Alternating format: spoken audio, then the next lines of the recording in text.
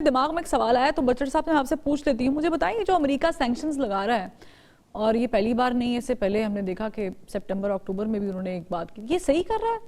इसके आप हक में हैं मलिक देखिए, अहमद बचड़ साहब? मैं अब आपको अर्ज करता हूँ जी, कोई भी पाकिस्तानी पाकिस्तान के खिलाफ कोई बात होगी तो उसके हक में नहीं होगा। अच्छा, ये तो बिल्कुल ही एक अब मैं ये समझता हूँ कि एज ए पाकिस्तानी ये सोच भी नहीं होनी चाहिए। लेकिन असल बात ये है जी कि इस वक्त मुल्क में हालात हैं, जिस तरह ह्यूमन राइट्स की वायलेशन हो रही है, नहीं, जिस लेकिन तरह मैंने इस सवाल आपसे ये किया है कि ये जो वो कह रहे हैं कि जो डोनाल्ड ट्रंप के नामजद वजीर खारजा हैं मार्को रूबियो, वो पाकिस्तान से बाकायदा दो टोक बात करने की तैयारी कर रहे हैं ये मिसाइल प्रोडक्शन पे, प्रोग्राम पे।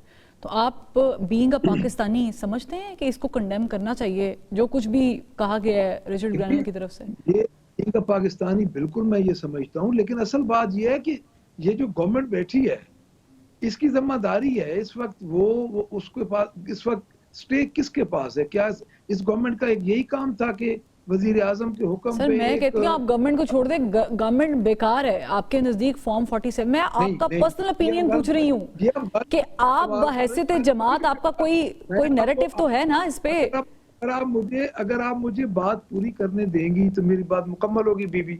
अगर आप मुझे बात ही नहीं करने देंगी चले, तो आप बात मुकम्मल करें। मैं आप बात कैसे मुकम्मल करूंगा? देखिए, मैं ये रिक्वेस्ट कर रहा हूं कि कोई पाकिस्तानी ये नहीं चाहता कि सैंक्शन लगे पाकिस्तान पे, लेकिन जिस दौर में सैंक्शंस लगती हैं उस दौर में जिम्मेदार कौन होता है? उस दौर की गवर्नमेंट जिम्मेदार होती है। सर, ये पहली बार नहीं है, ये चौथी देखिए, बार चल रहा है ये सैंक्शंस जो चल रही हैं। यानी मैं आपकी जो बात समझी हूँ वो ये समझी हूँ मलिक साहब, कि ये जो अब मुझे सैंक्शंस बात लगी है इसे पीटीआई कबूल भी नहीं कर रही, पीटीआई भी कबूल नहीं कर रही। आप मुझे बात अगर मुकम्मल ही नहीं जी जी, करने प्लीज देंगी, प्लीज। मैं आपकी मर्जी की बात करूं तो वो आप सुनेंगी। अगर आप मुझे बात मेरी रिक्वेस्ट आपसे ये है कि अगर आप मुझे मेरी बात मुकम्मल करने देंगी तो मैं फिर बात कर सकता हूँ। जी जी, करें अगर करें। आप मुझे बात में बीबी टोकेंगी तो फिर मैं खामोशी से मेरे जो दूसरे दो मोअज़्ज़िज़ हैं बात करने वाले, मैं उनकी बात सुन लूंगा। नहीं कोई नहीं सर, उसमें मैं मसला आपका नहीं है। आपका मौक़िफ़ जानना चाह रही हूँ, प्लीज बात करें। मैं तो ये रिक्वेस्ट कर रहा हूँ कि पाकिस्तान पे किसी किस्म की भी सैंक्शन लगे, कौन पाकिस्तानी है जी जो खुश होगा? कोई भी नहीं खुश होगा। लेकिन जो भी जमात, जिस जमात की भी गवर्नमेंट होती है, वो जमात वो गवर्नमेंट जिम्मेदार होती है। अच्छा, डायलॉग करने हैं। अगर उनके मिनिस्टर्स ने ये बात की है तो उसको डायलॉग इन्होंने करना है। हम तो जेल में बंद हैं।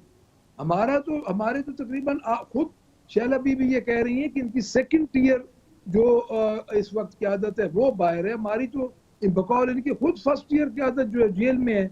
तो हम उसमें क्या कर सकते हैं? देखिए, बात ये असल, देखिए आप एक चीज को समझें, इस वक्त पाकिस्तान में हो क्या रहा है?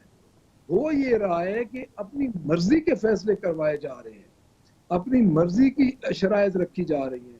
देखिए, हमारे ऊपर आप जितने इल्जाम लगा लें, हमारे ऊपर आप जो कुछ कर लें, क्या एक इलेक्टेड गवर्नमेंट, जो जिसको एक इलेक्टेड ठीक है। गवर्नमेंट कहा जाता है, जो एक इलेक्शन के जरिए, जिस किस्म का भी इलेक्शन हुआ है उसके जरिए वो बरसर इक़्तिदार है, या आप सब बातों को छोड़ दें, क्या पाकिस्तानी डी चौक में पहुंच गए? वहां पे वो कोई इतना प्रवृत्त इलाका था कि वहां पे पहुंच के उन पे गोली जरूरी हो गई थी?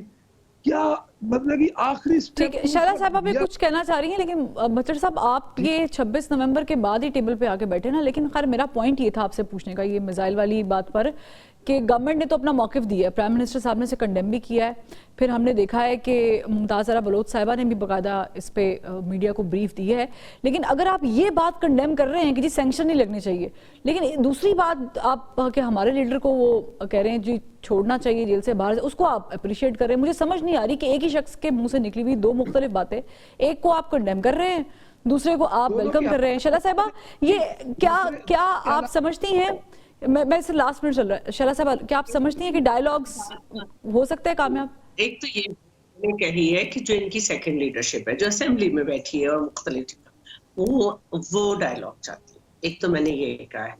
सेकंड, खान साहब नहीं चाहते। दूसरी बात मैं ये कहना चाहती हूँ कि देखिए, इनको ये समझना चाहिए, मैं बार बार इनको ये कह रही हूँ कि ये जो बार बार ये बात हो रही है कि सैंक्शन उन्होंने लगा दी, बिल्कुल लगा दी, लेकिन जब इनकी गवर्नमेंट थी तो उस वक्त ये बहुत खुश होके आए थे और इन्होंने कहा था कि मैं एक और वर्ल्ड कप की ट्रॉफी जीताया। और डोनाल्ड ट्रंप, जबकि ये तय हो चुका था कि बायलैटरली जो है वो कश्मीर को रिजॉल्व किया जाए, अदरवाइज अक़वाम मुत्तहिदा अपनी करारदाद को देखे, इन्होंने आके कहा कि नहीं, ट्रंप जो है वो सॉलिसी करेंगे। तो ये शुरू से उनको इंटरफेरेंस चाहते। फिर इनकी एक अस्मा हदीद थी असेंबली में, उन्होंने बाकायदा इस पे बात की कि इसराइल को तस्लीम किया जाए।